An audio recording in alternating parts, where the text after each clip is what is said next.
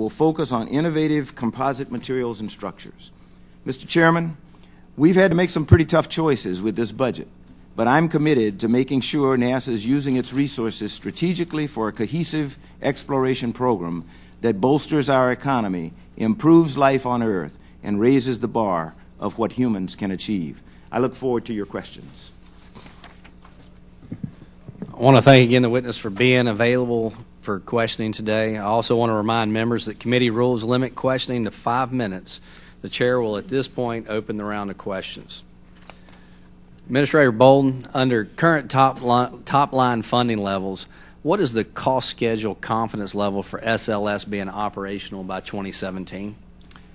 So if you're asking about the joint confidence level number, I don't think we've finished developing that yet, but I will get to it for certain. But I will say that I know it will be a number with which I will be very comfortable for a number of reasons. Unlike other brand new programs, SLS is an evolving system in which we're using previously proven hardware, if you will. The shuttle main engines are the main propulsion system for SLS in the beginning. We are using, granted, a 5-segment solid rocket motor as the initial boosters for the system, but it's still very well proven technology. Orion has been through now 2 programs, Constellation and presently the Orion program itself. So we're at a level of maturity with those programs that we would not ordinarily be with another program. So I'm very confident in our cost estimates. We have had an independent cost assessment done that has been available to this committee and Congress for about a year or so now, in which they assessed that our estimates were well-founded, that the process for determining what we thought the cost would be was grounded in good budgeting and cost planning. They cautioned us that we probably could use more, but as I think I've told this committee and others before, I don't remember a time that we couldn't use more to buy down risk on any of our projects. So you don't have a joint confidence level percentage right now? We don't have a joint confidence level percentage right now because we have not reached what we call the key decision point C, which is the point at which we determine whether we're going to go forward with a program. If that number came out to be really bad, which I don't anticipate, it might dictate that that a program be canceled. But I don't anticipate that at all. When can this committee expect one? Mr. Chairman, I'll get back to you. I think we're having. I think the KDPC is sometime this summer, but I'll get back. I'll get that for the committee. Well, if there's not an official joint confidence level, what would General Bolden say it would be? As a percentage? That's what I said. My guess is that a percentage. That my guess, and I shouldn't do this. No, let me not. Okay, I shouldn't, and I won't. Well, I just want to remind you. I mean, if the SLS is one of the NASA's top priorities, and we in this committee would look forward to seeing a joint level of confidence, confidence level as soon as possible. Yes, sir. All right, thank you. The administration's budget request for the Space Launch System includes a reduction of $60 million. How was this reduction calculated? Mr. Chairman, let me make sure I understood. Were you saying that the budget shows a $60 million decrease? Decrease, correct. In SLS and the vehicle itself? Yes. We have, from the beginning, we used to give you one line for SLS. And every time we came back with a budget, there was always a lot of confusion, and okay, that's less money than we told you to spend on SLS. So we now have started breaking out the system into the vehicle itself, which is SLS, exploration ground systems, which is included in 21st Century Launch Complex at the Kennedy Space Center. It's construction of facility upgrades at Stennis, and we try to break those out individually now. So while there may be what seems to be a reduction in funding deliberately applied to the vehicle, I think our budget numbers have been relatively consistent from what the Human Exploration Operations Mission Directorate has said we needed for the program from the very beginning. Can you identify the parts of the program that we're either eliminating or reducing? We're not eliminating anything. To my knowledge, we're not reducing anything in the program. But what we're trying to do is more definitively document the amount of money that's going toward the B-2 test stand upgrades at the Stennis Space Flight Center. That was not spelled out in the budget before, and now when you look under what we call CECR, the Construction of Facilities account, you'll see a specific reference to the B-2 test stand.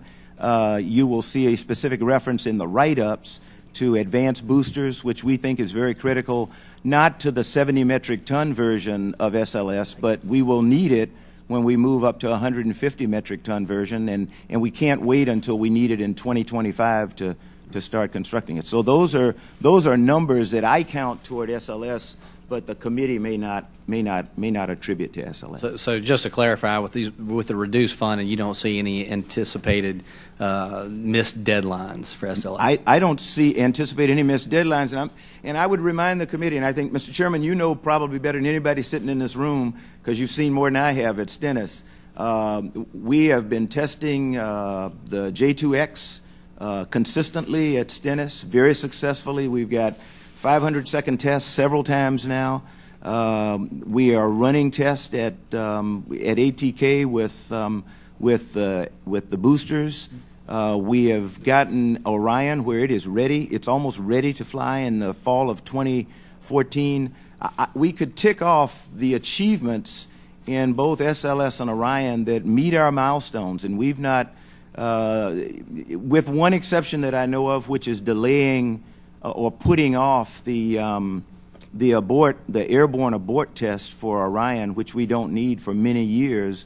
We delayed that so that we could get some other things done. Okay. I now recognize Ms. Edwards for 5 minutes.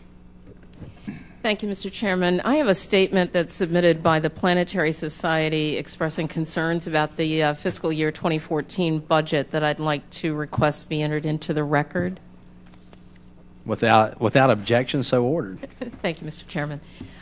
General Bolden, I want to start by asking you about your budget, because it seems that it assumes that the sequestration will end. And so I want to know what you believe would happen if sequestration continues to affect the NASA budget in 2014 and beyond, and what would be the likely impacts, and have you thought about the planning for that in terms of new initiatives in fiscal year 2014, such as the asteroid mission? Would that be eliminated? How would you translate your priorities for 2014 into funding decisions in the event that sequestration continues?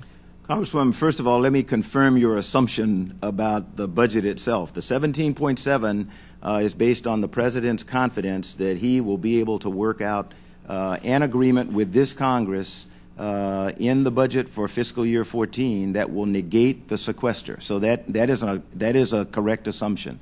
If this Congress and the administration are unable to do what the American public expects, and we have to deal with sequestration for a 10-year period of time, to be quite candid, all bets are off. And things that we talk about, what I do now when I come to this committee and say we are fully funding all of our priorities, I can't do that. It goes back to, it puts more than 20 pounds in a 5-pound sack, and we will not be able to do that. Examples would be some of the testing that's necessary for our commercial crew program will have to slip. Several of you have referenced the amount of money that we consistently ask for commercial crew program and say, why do we keep doing that? The reason we keep asking for, at first, $1 billion annually for the commercial crew program, and then we decided, okay, maybe we can make it for $822 million. What I explained to the committee 4 years ago was, if we don't get, back then it was $1 billion, we won't be able to deliver commercial crew program in 20. What about the asteroid mission? What happens to that? The asteroid mission will probably go away. Congresswoman, you know, we are in the stage of developing the asteroid mission. The President requested $105 million for a strategy. That's everyone needs to understand. That's not the mission. It is an asteroid strategy that includes $78 million for the development of the mission itself in the Human Exploration and Operations Mission Directorate. So, General Bolden, let me ask you about that, because in the National Academy's 2012 report on NASA's strategic direction found that there's actually little support for an asteroid mission in the science community. What's your overall objective? And your testimony, as you've just described, refers to an overall asteroid strategy. Can you describe that strategy? And if you don't have it here, can you give it to us for the record? I can describe it because it's relatively simple, and I would have to refer back to the April 18th hearing. I think it was April 18th when we met on asteroids. Dr. John Holdren, General Shelton, and me, and I think it was, I can't remember whether it was Congressman Brooks or Congressman Posey, to whom I responded after much of their frustration that the only thing we could do today was pray. The asteroid strategy gives us the capability of being able to increase the number of asteroids that we identify that threaten Earth, to characterize them such that we can determine how we reach them. We're developing a process or a technology that will come forward in the asteroid retrieval mission that will demonstrate that humans can, in fact, alter the path of an asteroid that's headed toward Earth. So these are very important parts of the asteroid strategy. It is. So, but let me just interrupt you for a minute. I apologize, but are you saying to us then that the goal is an asteroid and the capture and retrieval of an asteroid, or is the goal an interim step to Mars? The goal of our program is to remain the world's leader in space exploration, to meet the President's goal for us, or challenge for us, of putting humans in Martian orbit in the 2030s. That is the ultimate destination for humans, and we must not lose track of that. An asteroid is an intermediate destination on the way to our ultimate destination of Mars. An asteroid mission must stand by itself, however. And so as a part of the strategy, the asteroid mission answers several other questions that have been asked of us, or challenges that have been given to us. Putting a human with an asteroid, that is one that the President expressed to us. This committee and others in this Congress and the National Space Policy demands that we be able to identify, as you said, 100% of the asteroids that are 40 meters or less, and this is one of the ways that we intend to move toward answering those questions for the nation. Thank you, Mr. Chairman. I hope we'll be able to get to follow up with this. Thanks. Thank you, Ms. Edwards. We're going to try to get through as many members as possible, but then we're going to recess for votes, but we're also going to return. So I now recognize Mr. Smith for 5 minutes. Thank you, Mr. Chairman. It sounds like a number of us have the same type of questions. And Mr. Bolden, you should not take these personally if we ask tough questions, because I think we all admire you as an administrator and appreciate the job you're doing. Let me go to the asteroid retrieval mission and follow up on that. NASA's Small Bodies Advisory Group reported, quote, "While the participants found it to be a very interesting and entertaining, it was not considered to be a serious proposal." Why would the administration dismiss the advice of those whose advice they sought? I am not aware of that advice, to be quite honest. That's the first. I just haven't seen that, sir. And that Small Bodies Advisory Group. I know what the Small Bodies Advisory Group is. I'm just not aware. I'm saying I'm not aware that they offered. Okay. I have in my possession the letter from the planetary. It says everybody generally CCs me on everything that comes to Congress. Well, so I won't be surprised. I'm surprised by this. That was a direct quote. I'll get it to you yes, sir. Soon then. Yes, the other question, this follows up a little bit as well. Everything I've seen makes me believe that scientists and others who are experts think that a moon landing rather than a rendezvous with an asteroid is a better precursor to a Mars mission. Would you agree with that, or do you think the asteroid is better preparation? Congressman, I would agree with anyone who says that a moon landing is good.